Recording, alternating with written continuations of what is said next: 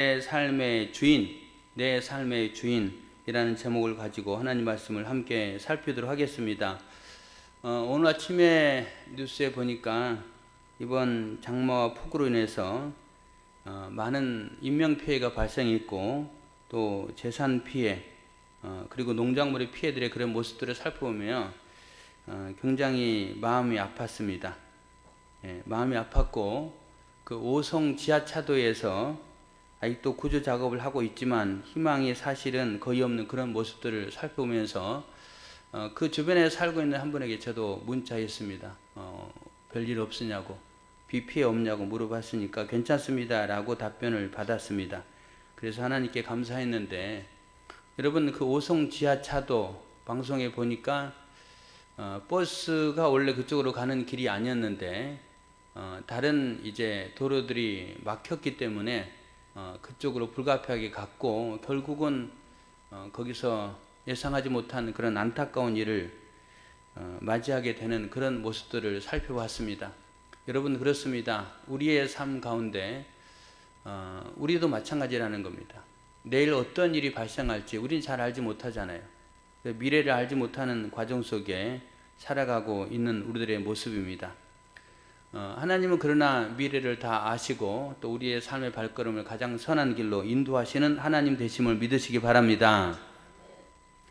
예레미야 말씀 살펴보고 있는데 예레미야 말씀의 내용들이 그런 모습입니다.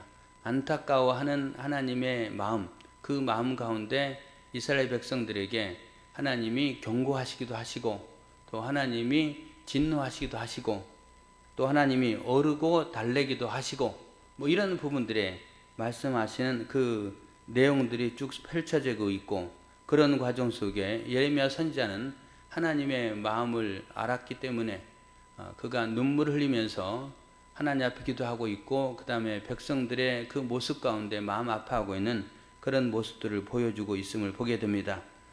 오늘은 그런 마음 가운데 예레미야 5장 말씀 10절부터 19절 말씀 가지고 살펴보겠는데, 오늘 1절을 먼저 한번 본다면 너희는 예루살렘 거리로 빨리 다니며 그 넓은 거리에서 찾아보고 알라. 너희가 만일 정의를 행하며 진리를 구하는 자를 한 사람이라도 찾으면 내가 이 성읍을 용서하리라. 이런 말씀이 되어 있습니다. 여러분 이 말씀은 무슨 말입니까? 이스라엘 백성들에게 말합니다. 예루살렘, 믿음의 도시고 또 하나님의 도성이라고 할 수 있는, 또 시온성이라고 할 수 있는 그 예루살렘 거리를 빨리 다니면서 찾아보라. 어떤 사람을 찾아보냐면 정의를 행하고 진리를 구하는 자. 정의를 행하고 진리를 구하는 자는 그런 모습입니다. 바른 삶을 살고자 애쓰는 사람, 그 다음에 진리는 또 다른 말로 하면 진실하게 살려고 애쓰는 자, 이런 사람을 찾아보라는 겁니다. 사람들 앞에서 바르게 행하고 진실되게 행하는 그런 사람도 있지만 오늘 본문에서 말하는 부분은 하나님 앞에 정의를 행하고 바르게 살려고 애쓰고 그 다음에 또 진실하게 살려고 하는 그런 사람들을 찾아보라라고 말씀하십니다. 찾아보되 만약에 한 사람이라도 있으면 내가 이 성읍을 용서하리라, 멸하지 않으리라 라고 말씀하십니다. 그런데 여러분 찾아보지만 그 예루살렘 성에는 그렇게 하나님 앞에 정의를 행하며 진리를 찾는 자 한 사람을 찾을 수 없었다는 사실입니다. 그래서 선지자는 그런 과정 속에 어떤 생각을 갖냐면은 내가 하나님 말씀을 선포하는 게 무리들에게 선포했기 때문에 그 무리들은 어쩌면 하나님의 길도 하나님의 법도 잘 배우지 않았기 때문에 모르는 사람 아닌가. 그래서 그들에게 선포했기 때문에 아마 그들이 이제 그런 바른 삶을 살지 않았을 수도 있겠다. 그렇다면은 내가 유식한 사람 또 배운 사람 이런 사람들에게 찾아가서 선포하면 그들 가운데는 혹시 반응하지 않겠는가 라는 생각을 가지고 그들에게 가서 하나님의 말씀을 전했습니다.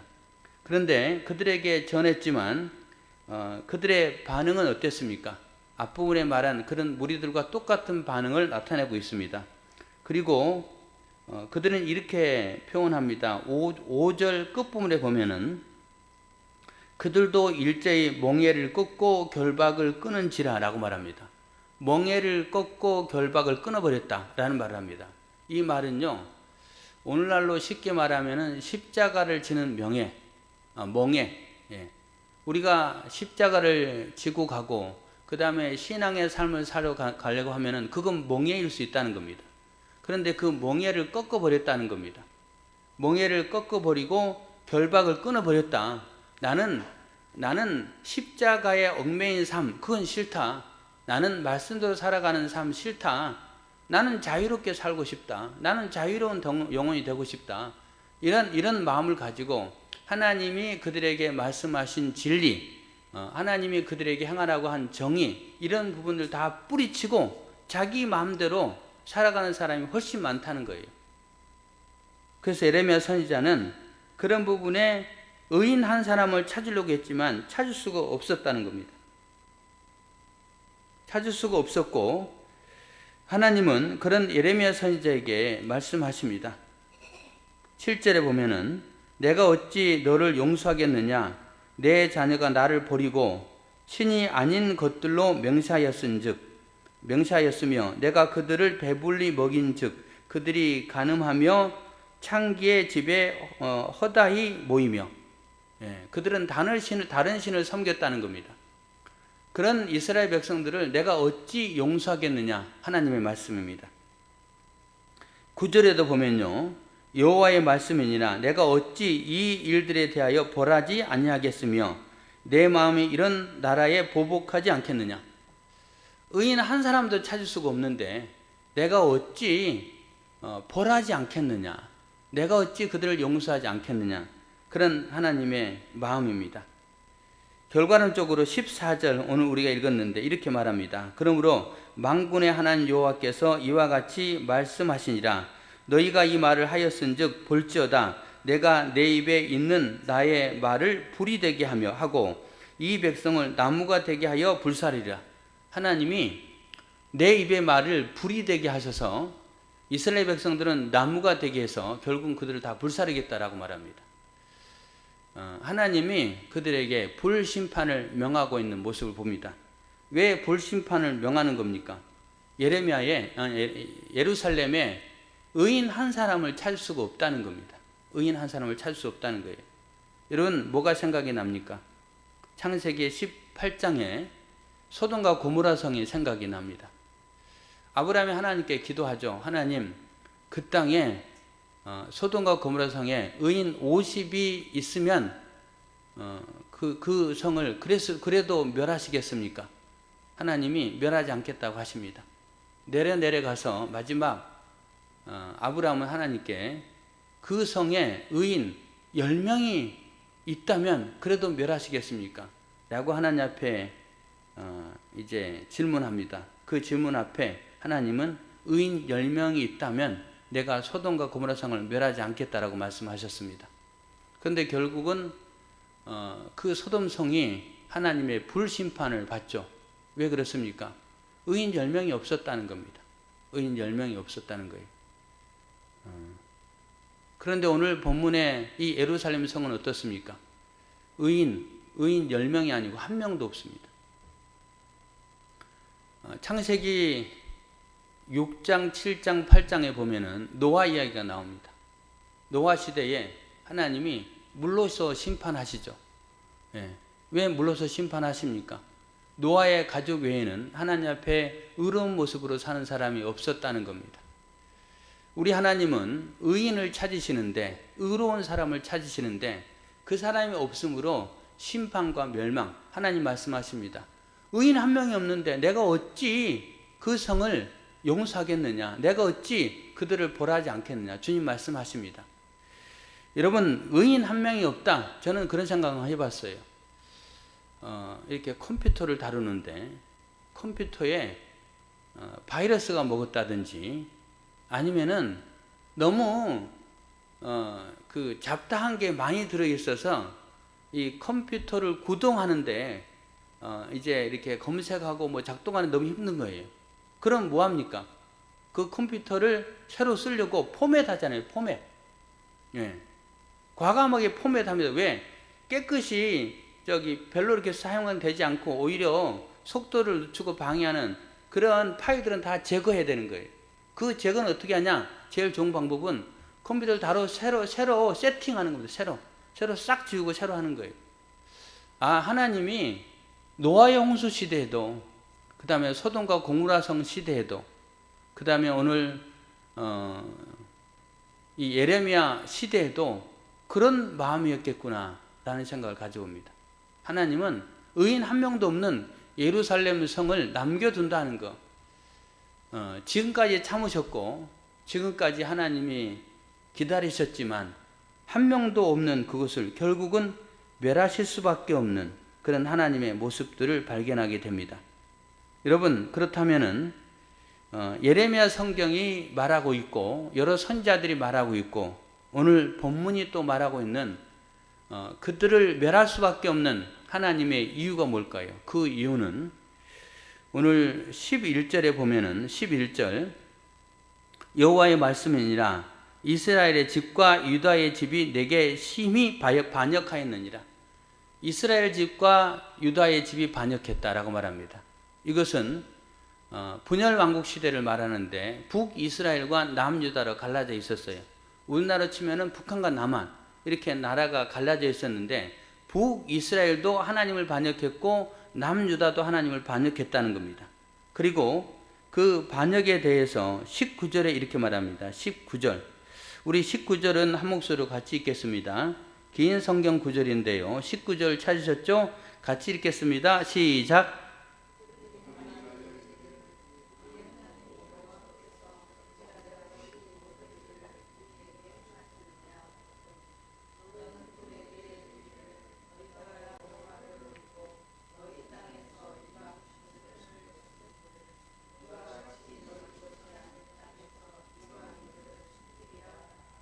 아멘. 네, 거기에 뭐라고 말씀하십니까? 그들이 하나님을 반역했는데, 거역했는데, 그것은 결국은 하나님을 섬기지 않고 하나님을 버리고 너희 땅에서 이방신들을 섬겼기 때문이다 라고 말씀하십니다. 이방신들을 섬겼다. 이거는 한마디로 말하면 우상숭배를 말하죠. 우상숭배. 그래서 우상숭배로 인해서 하나님은 그들을 심판하신다 라고 말씀하고 있습니다. 이스라엘 백성들의 죄 두 가지, 크게 두 가지를 이야기하는데요.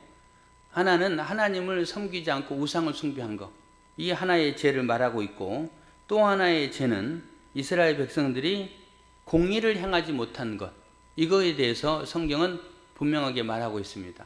그래서 구약 성경 계속해서 이스라엘의 두 가지 죄를 이야기하는데, 하나는 하나님을 섬기지 않는 우상숭배, 하나는 이렇게 연약하고 헐벗고 굶주린 자들을 돌아보지 않는 죄, 이겁니다.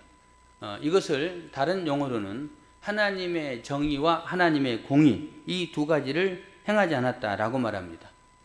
신약 성경에 보면은 예수님이 율법사가 찾아와서 어느 계명이 가장 큽니까? 라고 질문했을 때 예수님은 대답하십니다. 첫 번째 계명은 하나님을 사랑하는 것이고 두 번째 계명은 이웃을 사랑하는 것이다. 이렇게 말합니다. 하나님이 말씀하시는 가장 큰 계명이 하나님 사랑, 이웃 사랑이라는 거예요. 요거를 구약 성경에서 이제 같이 연결해서 말한다면 하나님의 사랑은, 하나님을 사랑하는 것은 하나님 앞에 정의로운 삶을 살아가는 것. 그 다음에 이웃을 사랑하는 것은 공의를 향하는 삶. 이렇게 두 가지로 이 신약과 구약을 연결시켜서 살펴볼 수 있습니다. 하나님 안에서 정의라는 것은 하나님의 말씀대로 살아가는 것, 우상 숭배하지 않고 하나님을 기쁘게 섬기는 것, 이게 하나님의 정의라는 겁니다. 하나님의 공의는 이웃을 돌아보는 것, 이웃을 섬기는 것. 그래서 이 정의와 공의에 대해서 하나님이 분명하게 말씀하시는데요. 잠언 21장 3절에 보면 공의와 정의를 행하는 것은 제사 드리는 것보다 여호와께서 기쁘게 여기시느니라. 공의와 정의를 행하는 것을 하나님은 제사 하나님 앞에 드리는 것보다 더 기뻐한다. 제사는 뭘 말하는 거예요? 하나님 앞에 예배 드리는 거 말하는 거죠. 예배 드리는 것보다 공의와 정의를 행하는 것을 하나님 더 기뻐하신다라고 말합니다. 하나님의 말씀대로 살아가는 거, 이웃을 사랑하는 거. 그 다음에 에스겔 18장 27절 만일 악인이 그 행한 악을 떠나 정의와 공의를 행하면 그 영혼을 보존하리라. 정의와 공의를 행하면 하나님이 그 영혼을 보존하겠다, 구원하시겠다라고 말씀합니다. 아모스 5장 24절, 오직 정의를 물같이 공의를 마르지 않는 강같이 흐르게 할지어다, 이렇게 말합니다. 정의와 공의를 이루는 삶, 하나님을 사랑하고 이웃을 사랑하는 삶, 이 삶에서 떠나면 하나님이 심판하신다는 거예요. 그런 사람을 하나님이 찾고 있다는 거예요. 그런 정의와 공의를 행하는 한 사람을 찾고 있음을 믿으시길 바랍니다. 그 한 사람, 위대한 지도자 한 사람을 찾고 있는 게 아니고 하나님이 찾는 사람은 그 예루살렘 성, 정의를 행하지 아니하고 진리를 찾지 아니하는 그런 많은 사람들 가운데 한 사람, 정의와 진리를 찾아 믿음도 행하는 그 한 사람을 찾고 있다는 겁니다. 그렇다면은 지도자가 잘해야 이 땅이 구원받지, 교회로 치면은 또 목사님이나 장로님이나 권사님들이 잘해야 우리 교회가 부흥하고 하나님 복받지, 그렇게 우리가 해석할 수 있지만 조금 더 확실한 해석은 그런 여러 지도자들이 그렇게 행할지라도 하나님이 찾는 사람은 의인 한 사람이라는 거예요. 하나님 말씀대로 살아가려고 애쓰고 있고 진리, 또 때로는 진실한 모습으로 살아가는 그 한 사람, 하나님이 그 한 사람 찾고 있음을 믿으시길 바랍니다. 그래서 이제 성경에 하나님 앞에 지은 죄 두 가지 이야기 하는데 오늘 본문은 그 첫 번째를 중심으로 이야기를 하고 있습니다. 이방신을 섬긴 죄, 그 죄에 대해서 하나님이 책망하고 있고, 이방신을 섬기고 우상 숭배한 그 모습, 내가 어찌 너희들을 용서하겠느냐, 어찌 내가 그 성을 벌하지 않겠느냐 라고 말씀하시는 그 모습들을 보게 됩니다. 여러분, 그렇다면은 우리는 이 말씀을 통해서 나는 우상 숭배는 하고 있지 않지 라고 우리가 생각할 수 있어요. 그런데 오늘 이 시대에 우리는 이 우상 숭배가 과연 어떤 것인가 라는 부분에 그 바른 정의가 필요합니다. 뭐가 우상 숭배일까? 오늘날 우상 숭배는 뭘까? 라는 부분들을 살펴보며 구약 시대에는 어떤 형상, 사람의 형상, 동물의 형상, 아니면 태양신, 이런 형상을 숭배한 게 우상 숭배였다면, 오늘 이 시대는 우상 숭배의 모습을 가지고 이렇게 좀 더 다른 해석이 필요하다는 겁니다. 요한 칼빈이라는 신학자는 이렇게 표현합니다. 인간의 마음은 우상을 만드는 공장이다. 우리 사람의 마음은요, 우상을 만드는 공장이다 라고 표현하고 있습니다. 여러분, 이것은 무슨 말입니까? 우상은 하나님을 대신하려고 하는 모든 것, 하나님을 높이는 것보다도 다른 것을 다 높이는 것, 그것이 우상 숭배다 라고 말하고 있습니다. 사도 바울은 골로새서 3장 5절에 보면은 탐심은 우상 숭배니라 라고 말합니다. 탐심, 욕심, 그 욕심이 우상 숭배라 라고 말합니다. 미국의 신학자 팀 켈러 목사님이 있는데 이분이 쓴 책이 내가 만든 신이라는 책이 있습니다. 내가 만든 신. 그 신에 보면은 성경 속에 많은 유인들이 우상의 문제에서 자유롭지 못했다, 그런 미혹에 빠지는 경우가 많았다라고 말합니다. 여러분, 성경에 남아있는 그 인물들 가운데 우상 숭배의 유혹에 빠졌던 사람, 어떤 사람들이어야 할까요? 여러분, 아브라함은요, 그 아들 이상이 우상처럼 될 뻔했다는 겁니다.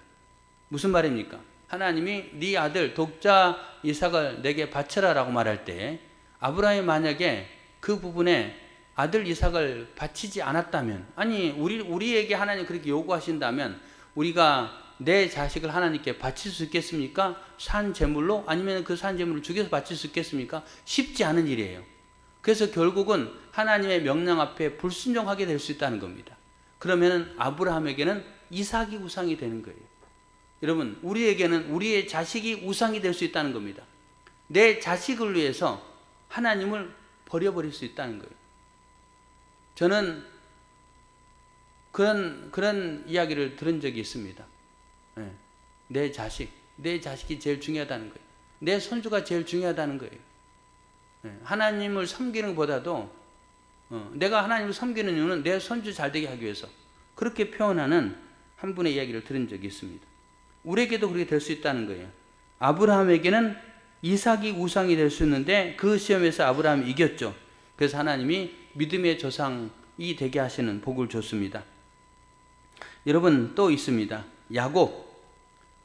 야곱은 라헬이 우상이 될 수 있었습니다. 무슨 말입니까? 야곱은 라헬을 자기의 아내로 맞이하기 위해서 7년을 삼촌 라반의 집에서 봉사합니다. 그런데 삼촌 라반이 속이죠. 그래서 라헬 대신 라헬의 언니 레아를 자기의 아내로 줍니다. 그때 이제 야곱이 어떻게 합니까? 레아를 취해서 그래 이거는 하나님이 나에게 주신 짝이야 라고 레아와 그냥 결혼생활을 합니까? 그렇지 않잖아요. 라헬을 달라고 또 라헬을 위해서 7년 더 봉사합니다. 그래서 무려 14년 라헬을 얻기 위해서 14년을 봉사합니다. 그 아내가 자기의 우상이 될 수 있었다는 겁니다. 그 다음에 여러분 레아는 어떻습니까? 레아는 남편의 사랑을 받기 위해서 온갖 시기와 질투를 통해서 끊임없이 자기의 동생 라헬과 경쟁합니다. 그래서 내 남편이 내가 내 남편에게 자식을 낳아주면 내 남편의 마음이 내게로 돌아오겠지 라고 이 레아는 끊임없이 자식을 낳죠. 네. 그래서 남편이 우상인 겁니다. 남편의 사랑을 받기 위해서 끊임없이 그 라헬로부터 여러 가지 그런 부분에 경쟁해서 이기고 질투하고 이런 모습을 보여주고 있습니다. 남편이 우상인 그 모습을 레아는 보여주고 있습니다. 여러분 삭개오가 예수님을 만난 다음에 이제 나의 재산을 나눌 것이고 또 내가 남의 것을 도적질한 거 있으면 내가 4배를 갚겠습니다 라는 표현을 쓰죠.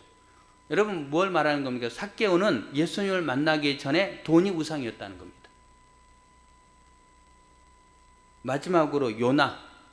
여러분 요나는 국익이 우상이었다. 우리 민족이 더 소중하다라는 그런 마음을 갖고 있었다는 겁니다. 무슨 말입니까? 하나님이 요나에게 명령하죠. 저 니느웨 성에 가서 하나님이 너희들을 심판할 것이다. 그래서 회개할 것을 외치라고 말합니다. 그런데 요나는 그 나라를 너무너무 사랑했어요. 그래서 자기 나라를 괴롭히고 핍박하는 그 니느웨 성, 이 니느웨 성 사람들은 어떻게 합니까? 성경 기록에 의하면 어떤 나라를 정복하고 그리고 그 정복민들을 포로로 끌고 갈 때에 이 코에 거기에 이렇게 쇠고리를 끼워서 포로로 끌고 갔다는 거예요. 굉장히 잔인하죠.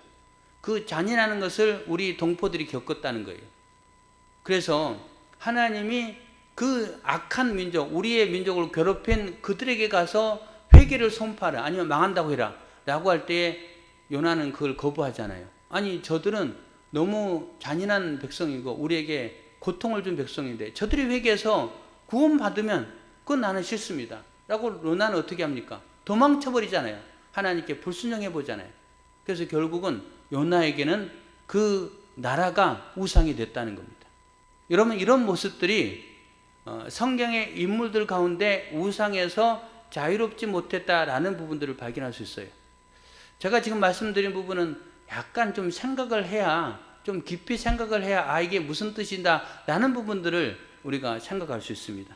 우상 숭배의 모습이요 쉽지 않아요. 또 이야기해 보겠습니다. 그러면은 우리의 삶 속에 우상 숭배는 무엇인가? 팀 켈러 목사님은 이렇게 말합니다. 나의 평생 소원, 그것이 우상 숭배라는 겁니다. 여러분의 평생 소원은 뭡니까? 돈 많이 버는 거? 내 자식이 잘 되는 거? 나의 꿈을 이루는 거?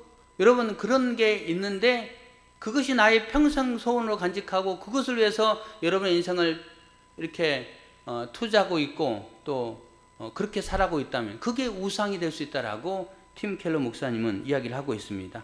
사랑, 누구나 사랑받고 싶어 합니다.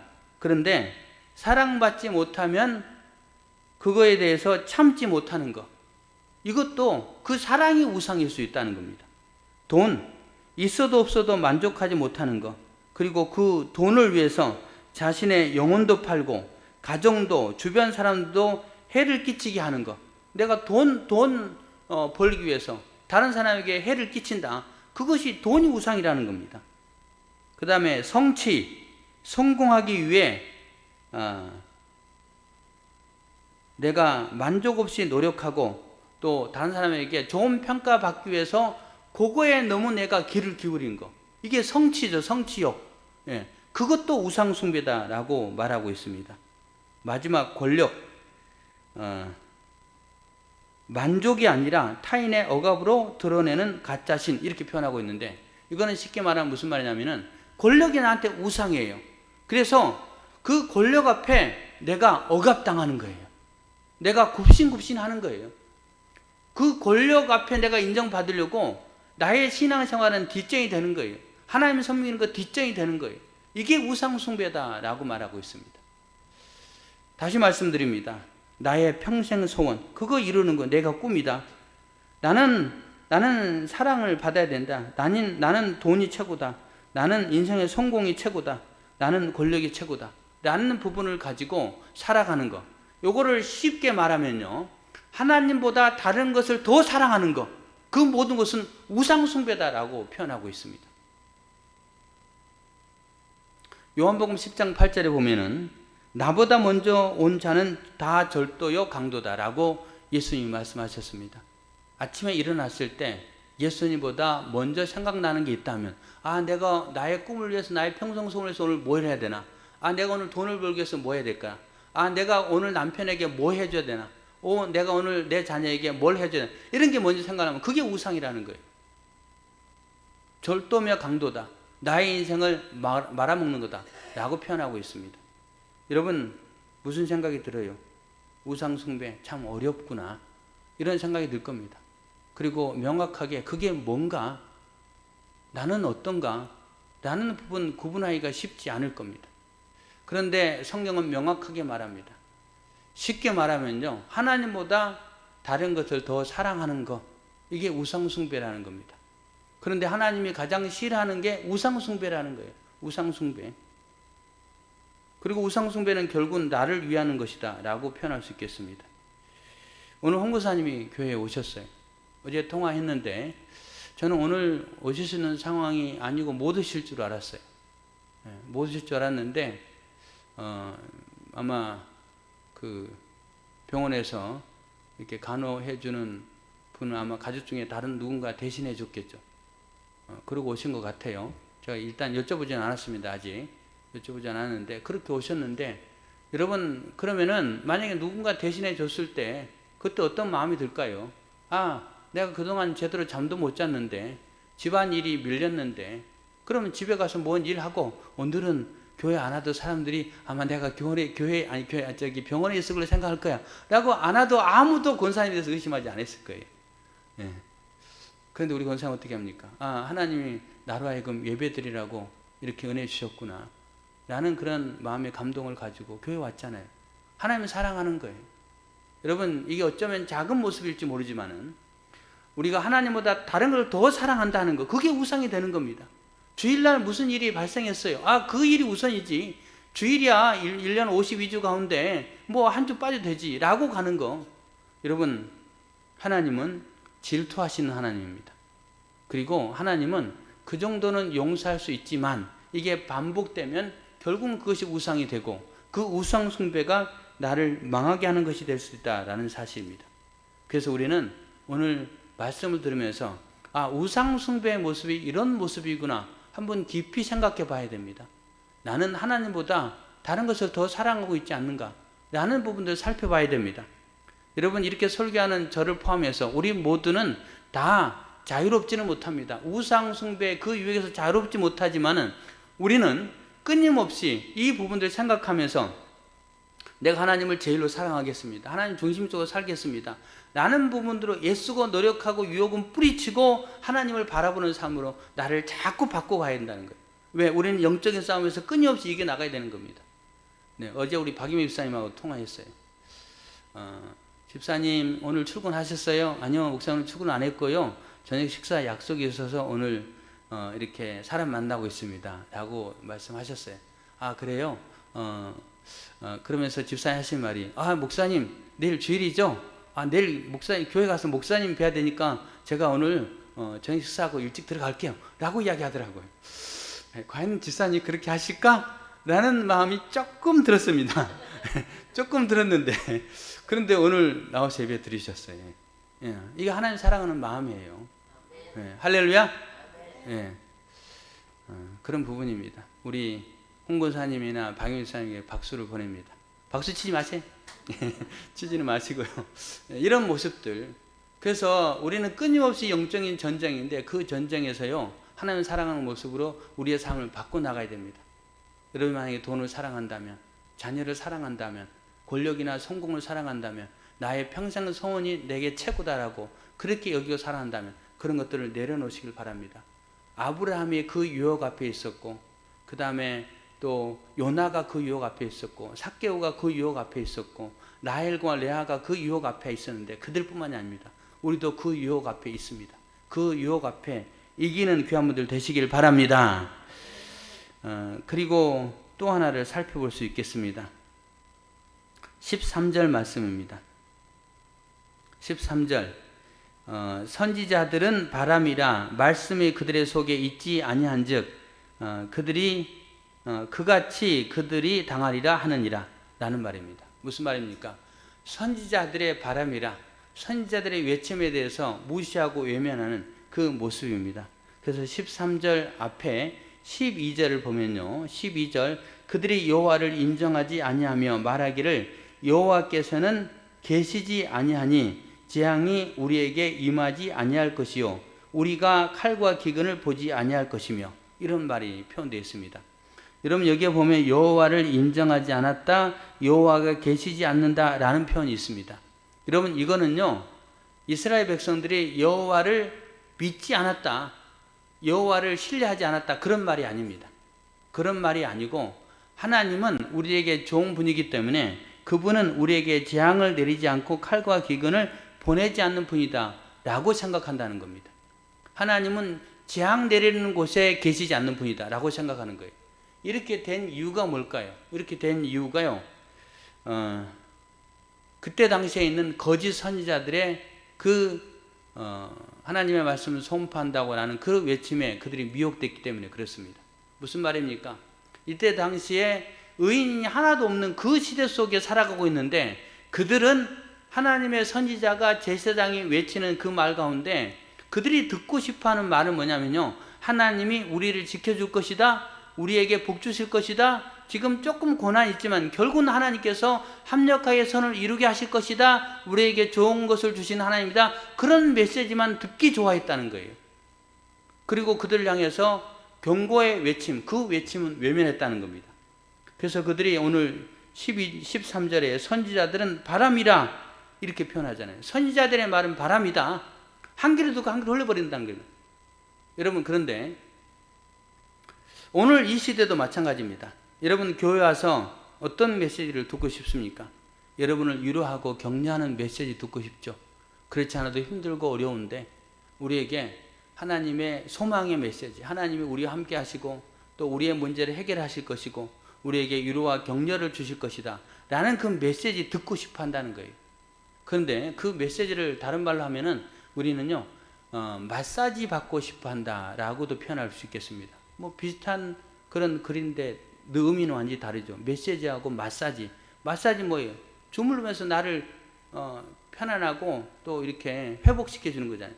그래서 설교를 들 때도요 마사지 그런 설교 듣고 싶어 해요. 예. 그런데 이 시대는 악한 시대, 타락한 시대, 의인도 한 명 없는 시대라는 겁니다. 그런데 그 설교 듣다가 그 메시지 듣다가 결국 망하잖아요. 여러분 노아 시대도 마찬가지 아닙니까? 노아가 선지자가 돼서 외치죠. 하나님이 이제 물 심판할 거다. 그때 사람들이 말합니다. 아니 이렇게 풍요로운 시대, 그들은 시집가고 장가갔어요. 그리고 그것을 외면합니다. 결국은 하나님이 심판하시잖아요. 여러분 이 시대도 마찬가지다는 생각을 합니다. 이 시대는요 환란의 시대가 아닌 것 같아요. 사람들이 먹을 게 없어서 부자 되려고 노력하는 시대가 아닌 것 같습니다. 위로와 희망의 메시지는요 우리나라로 치면은 일제시대 아니면 1950년 전쟁 전후 세대, 아니면 뭐 1970년대까지 우리나라가 가난하고 굶주린 그 시대 속에 유로와 격려의 말씀, 그 메시지가 맞습니다. 그런데 여러분, 지금 시대는 어떻습니까? 먹지 못해서, 마시지 못해서 굶어 죽어 가는 사람 있습니까? 물론 이제 그 사각지대에 있는 가끔 그런 분들이 있습니다. 그래서 이제 그런 부분들을 찾아서 도우려고 정부나 많은 그런 이제 좋은 그런 기관이나 단체, 교회도 마찬가지로 찾아가려고 하죠. 근데 찾기가 쉽지 않습니다. 그런데 여러분, 교회 와서도 여전히 그런 위로와 격려의 메시지를 듣고 싶어 한다. 시대가 아닌 것 같아요. 예, 그런 시대가 아닙니다. 하나님 이 풍요의 시대에 이스라엘 백성들에게 말씀하시는 것은 경고의 메시지입니다. 경고의 메시지. 하나님이 심판하실 것이다. 의인이 하나도 없기 때문에 어찌 내가 멸하지 않겠느냐, 어찌 내가 용서하겠느냐, 그런 메시지를 들을 수 있는 그런 우리의 마음이 있어야 된다는 사실입니다. 여러분, 우리가 설교를 듣고 싶어 하면 얼마나 들을 수 있죠. 인터넷 열면은 수많은 설교가 나옵니다. 예. 그 다음에 또 TV를 틀면은 또 기독교 방송에 수많은 설교가 나옵니다. 여러분, 챗 GPT라고 들어봤죠? 예, 챗 GPT에 들어가 보신 분 있습니까? 검색해 보신 분들 있습니까? 젊은 사람들은 해봤을 거예요. 저도 해봅니다. 예. 그래서 오늘 같은 경우는 예레미야 5장 10절로 19절 본문 가지고 설교 한 편 만들어줘. 그렇게 하면 어떻게 될까요? 만들어줍니다. 예, 거기에 좀 구체적으로 애화도 한 두세 개 만들어줘 라고 하면 만들어줍니다. 예. 요즘 그런 시대 속에 살아가고 있어요. 앞으로 10년, 20년은 어쩌면 목회자가 없어도 될 수 있는 시대가 될지도 모르겠습니다. 영국의 한 교회에서 시험했어요. 예. 챗 GPT가 설교하고 성도들이 듣고, 예. 아직은 효과가 없다라고 뭐 이야기를 하고 있지만, 여러분 그렇습니다. 설교 홍수 시대에 살아가고 있습니다. 그런데 우리는 알아야 됩니다. 우리는 뭘 알아야 되냐? 여러분, 우리는 분별해야 됩니다. 어떤 메시지가, 어떤 설교가 우리에게 정말 하나님 말씀을 제대로 전하는 설교인가? 이것을 알아야 돼요. 선지자를 바람으로 여기면서 여러분을 이렇게 분명하게 믿음의 길을 가게 하는 그 권면에 대해서 외면한다면, 여러분, 우리는 바로 하나님의 심판과 또 하나님의 진노에서 벗어날 수 없다는 겁니다. 심각한 시대 속에 살아가고 있습니다. 하나님의 경고를 귀 기울여 받아들여야 하는 시대 속에 살아가고 있습니다. 여러분, 왜 그렇습니까? 과거 정말 6, 70년 시대에는요, 하나님을 열심히 찾았잖아요. 열심히 기도했잖아요. 열심히 집회에 참석했잖아요. 그런데 요즘은 그런 거 없잖아요. 그런 거 없고 나의 신앙의 감각, 나의 신앙의 정직성, 그런 부분들은 무뎌져 가고 있는 시대 아닙니까? 이 시대에 우리가 그냥 거짓 선지자를 외침, 너희들은 잘 될 거야, 하나님 지켜주니까 모든 게 다 형통할 거야, 그런 메시지만 들어서는 안 된다는 겁니다. 여러분을 책망하고 야단치고 혼내고 이런 설교를 듣고 귀 기울여 듣고 거기에 반응해서 여러분 자신, 목사님 나는요 이렇게 하고 있기 때문에 잘하고 있는 거잖아요, 이 정도면 됐지 않아요? 이렇게 할 것이 아니고 나 자신 항상 부족함을 깨닫고, 그래요, 목사님의 말씀, 또 큐티를 통해서 하나님 주신 말씀, 이런 말씀이 오늘 이 시대에 살아가는 나에게 주께서 하시는 말씀을 받아들이고 그 말씀을 내가 깊이 묵상하며 내가 어떻게 살아가겠다 난 결단하겠습니다. 내 모습이 점점 더 성숙한 신앙이 되도록, 예수 그리스도를 닮아가도록, 마지막 때에 남아있는 의인 되도록 예수겠습니다. 그렇게 해야 된다는 거예요. 여러분의 반응이 그렇게 해야 된다는 거예요. 난 이 정도 했으면 되는 것 아닙니까? 그렇게 하면 안 된다는 겁니다. 맞아요. 제가 보니까 그분들의 수고와 애씀, 여러분의 아름다운 헌신 칭찬하면 합니다. 그런데 만족하지 말라는 거예요. 예. 그리고 나는 잘하고 있다라고 생각하지 말라는 거예요. 예. 하나님, 내가 죄인입니다. 하나님, 제가 좀 더 열심히 기도해야 되겠습니다. 좀 더 열심을 내서 주를 섬겨야 되겠습니다. 라는 생각을 가져야 된다는 거예요. 여러분, 저는 이런 느낌이 하나 있습니다. 몇 번 여러분께 표현했지만 제가 시온교회에서 느끼는 부분이에요. 우리 시온교회 정말 기도가 많이 필요하다라는 느끼게 됩니다. 정말 기도가 많이 필요해요. 예. 이곳에 와서 새벽에 기도하고 제가 새벽 기도 시작할 때 늘 그렇게 기도합니다. 하나님 지금은 저 혼자 강대상에 서서 설교하지만 정말로 기도의 동역자를, 새벽 시간에 같이 기도할 동역자를 붙여주세요. 예. 제가 강대상에 서서 설교한 지 이제 1년 넘었겠죠? 제가 혼자 합니다. 예. 혼자 하고 제 아내가 방송실에서 해요. 둘이 해요. 월삭 새벽 예배 시작하면서 여러분 좀 그날이라도 나오시라고 했는데 잘 못 나오시잖아요. 이해가 됩니다. 여건과 상황 때문에 못 나오고 이해가 되지만 또 하나는요, 나의 신앙이 식어져 갔다는 거예요. 내가 이제 하나님 앞에 간절히 매달릴 필요성이 별로 못 느낀다는 거예요. 이 풍요로운 시대에 이 예레미야 선지자의 외침, 아모스 선지자의 외침이 있어도 똑같은 상황이라는 거예요. 풍요롭기 때문에. 그리고 하나님에 대해서 왜곡하고 있는 거예요. 하나님 우리에게 재앙을 내리는 분은 아니야.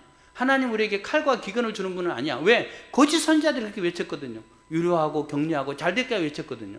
그들에게 과감하게 쓴소리하는 그런 것은 싫어했고 거부했고 그런 것에는 가기 원하지 않았고, 여러분 그런 모습이라는 거예요.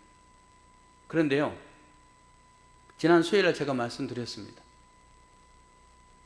한국 교회가 2040년이 되면은 어떤 목회자가 그렇게 이야기하더라고요. 여의도 순복음교회밖에 남지 않는다는 거예요. 한국 교회의 미래가 그렇게 밝지 않다는 겁니다. 여기도 순복음교회밖에 남지 않는다는 거예요. 그런 이야기를 듣습니다. 그런 이야기를 듣고 제가 곰곰이 생각해 봤어요. 무슨 생각을 했냐면요, 언제인가 모르지만은 시온교회가 팔릴 때가 있겠구나. 교인이 없어서 한 달 전기세를 낼 수가 없어서 결국은 이 교회를 팔 수밖에 없는 상황이 언젠가 올 수도 있겠구나 라는 생각을 해봤어요. 여러분 이 말을 들으면서 무슨 생각이 듭니까? 아니 목사님 무슨 소리 합니까? 우리 교회가 그래야 된다고요. 그런 아예 아예 그 말조차도 목사님 굳어야 됩니다. 그건 망언입니다. 이렇게 말할 수도 있어요, 여러분들이 저한테. 그러나요, 지금의 상황은 그렇습니다. 왜? 너무 풍요로워요. 가난한 사람이 없어요. 그러면은 하나님이 누구를 찾겠습니까? 의인 한 사람을 찾는다는 거예요. 내 마음속에 예수 그리스도를 모시고 살아가는 그 사람, 내 삶의 주인이 주님이십니다라고 고백하는 그 사람을 찾고 있다는 거예요. 그렇다면 오늘 본문 말씀을 통해서 우상숭배가 어렵지만, 뭐가 우상숭배나 목사님 이야기 하긴 하는데 이게 잘 개념이 안 서. 정확하게 잘 모르겠어. 난 우상숭배 안 하는데, 나는 어떤 형상에게 절하지 않는데, 뭐 자식 사랑하는 거 당연한 거고, 돈 사랑하는 거 당연한 거고, 내 평생 소원 이런 거 당연한 건데 그걸 어떻게 우상숭배로 말하나, 이렇게 말하면서 그거를 그냥 무시하고 간과하고 선지자의 말함을 바람을 여기는 우리가 돼서는 안 된다는 겁니다. 그렇게 해서는 안 되고요, 우리는 우리 주님을 나의 삶의 주인으로 모시는 부분이 필요하다는 겁니다. 19세기에 영국이 가장 강력한 나라를 형성할 때 빅토리아 여왕이 그 나라를 통치하고 있었습니다. 이 빅토리아 여왕은 신앙이 굉장히 좋았어요. 그리고 가끔씩 이제 궁을 떠나서 사람들과 일반 평민들하고 교제하는 것을 즐겼던 여왕이었다고 합니다. 어느 날 신앙이 좋다고 하는 한 과부를 만나게 됩니다. 소문을 듣고 그 과부를 찾아간 거예요. 그래서 그 과부하고 이런저런 이야기를 하는데 신앙적인 내용을 이렇게 이야기하면서 굉장히 큰 감동이 되는 겁니다. 그래서 대화 중에 그 과부에게 그 여왕이 질문합니다. 부인을 찾은 손님 중에 가장 고귀한 분은 누구입니까? 라고 물었습니다. 부인을 찾아온 손님 중에 가장 고귀한 분이 누굽니까? 빅토리아 왕은 기대했어요. 제게 찾아온 가장 귀한 손님은 예수님입니다 라고 이야기하기를 기대했는데 그 여인은 이렇게 대답합니다. 가장 귀한 손님은 두말할 것도 없이 여왕 폐하이십니다. 제 생애 최고의 손님이십니다 라고 말했습니다. 그러자 여왕이 실망하며 부인을 찾아주신 최고의 손님은 예수님 아닐까요? 라고 되물었습니다. 그러자 과부는 빙그레 웃으면서 대답합니다. 여왕 폐하, 예수님께서는 결코 손님이 아니십니다. 제 주인이십니다. 예수님께서는 제 집에 처음부터 계신 분이십니다. 저는 그분을 위해 존재합니다 라고 대답했다고 합니다. 여러분, 여러분의 삶의 주인은 누구이십니까? 예수님이 그냥 손님입니까? 아니요, 나의 삶의 주인으로 삼아 여러분 주님을 기쁘시게 하고 주님을 최고의 신으로 모시고 이렇게 살아가는 우리의 삶의 결단이 필요한 이 시대에 살아가고 있다는 생각을 가져봅니다. 말씀에 귀를 기울이고 여러분 마음속에 잘 새기고 주님을 나의 삶의 주인으로 모시고 살아가는 그런 믿음으로 하나님 앞에 영광 돌리는 그렇게 또 신앙의 발걸음을 걸어가는 우리 귀한 성도님들 다 되시기를 예수님의 이름으로 축원합니다. 기도하겠습니다.